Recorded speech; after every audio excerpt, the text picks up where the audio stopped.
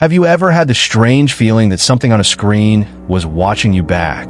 Not just part of the story, not just acting, but actually aware of you sitting there in the dark, because sometimes the line between what we watch and what watches us is thinner than we think.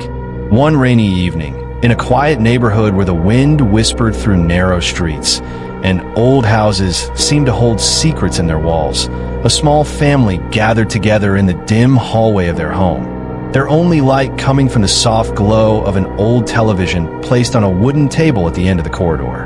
Outside, rain tapped gently against the windows, and every drop sounded louder in the silence of the house. But inside the hallway, the family sat close together, watching an old horror movie that someone had found on a dusty shelf earlier that evening. At first, it felt like any normal night, the kind where you laugh at the scary moments and pretend you're not afraid.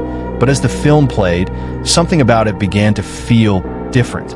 On the television screen, the movie showed a pale ghost walking slowly through a long hallway that looked strangely similar to the one in the house, step by step moving closer to the camera inside the film. Its figure faint and misty, its eyes glowing softly in the darkness of the corridor. The family watched quietly as the ghost moved forward, the sound of its slow footsteps echoing through the speakers of the old TV. And for a moment, it almost felt as if the house itself had become part of the movie. The hallway in the film stretched endlessly behind the ghost, the lights flickering above it as it walked, and every step seemed slower than the last, as if time itself had begun to crawl.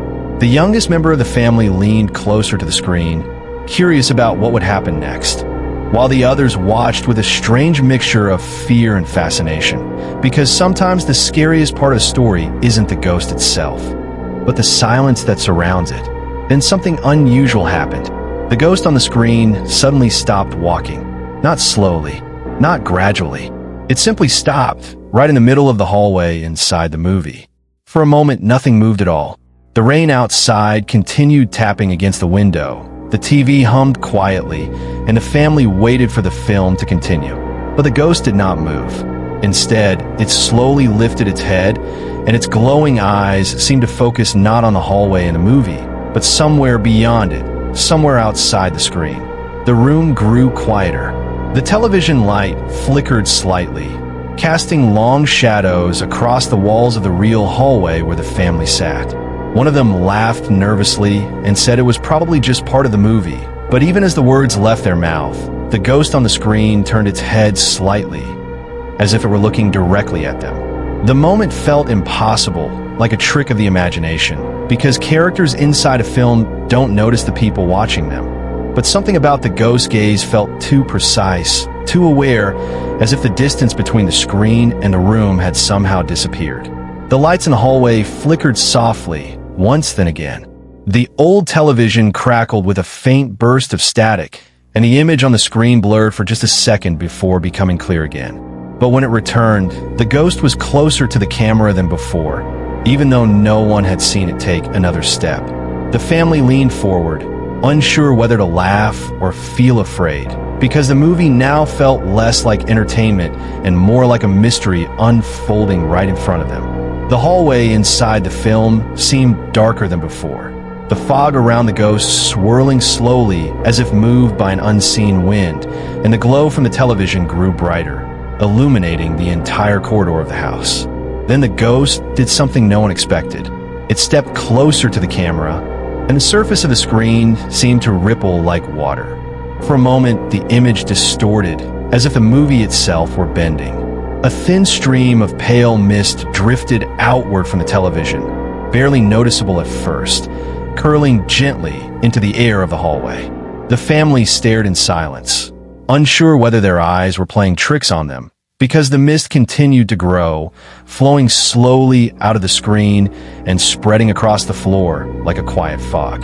The ghost inside the television lifted one hand toward the glass, and its fingers seemed to press against the barrier between the movie and the room. The screen flickered again, the lights dimmed slightly, and the mist thickened until it filled the lower half of the hallway with a pale glow. Slowly, almost gracefully, the ghost stepped forward, and this time it did not stop at the screen.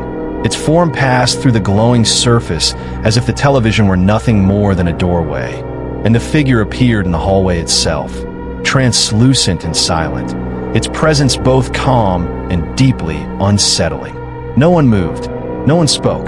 The ghost stood there quietly, surrounded by the soft light of the television, looking around the hallway as if it had entered a place it had been searching for. The rain continued outside. The house remained still, and the only sound was the gentle hum of the television behind the ghost. Time seemed to stretch strangely in that moment, because sometimes when the impossible happens, the world pauses just long enough for us to realize we are witnessing something we will never fully understand. The ghost slowly turned its head toward the television again, where the movie still played, showing the same empty corridor it had just walked through, and for a brief moment it seemed almost curious, as if observing the story it had left behind. Then the hallway grew quiet again, quieter than before, the kind of silence that makes you notice every tiny sound, every faint movement of air. When a mist finally began to fade, the glowing figure was no longer standing where it had appeared, and the only light left in the hallway came from the television screen, which continued playing the film as if nothing unusual had happened at all. Later that night, the house remained silent, but the television was still on, casting its pale light across the walls, and on the screen the ghost could be seen again, walking slowly down another hallway inside the movie, step by step disappearing into the distant fog, leaving behind only one strange thought that lingered long after the screen finally went dark. Maybe some stories are not meant to stay inside the screen, and maybe the scariest thing about watching a story is wondering whether, somewhere in the darkness, the story might also be watching you.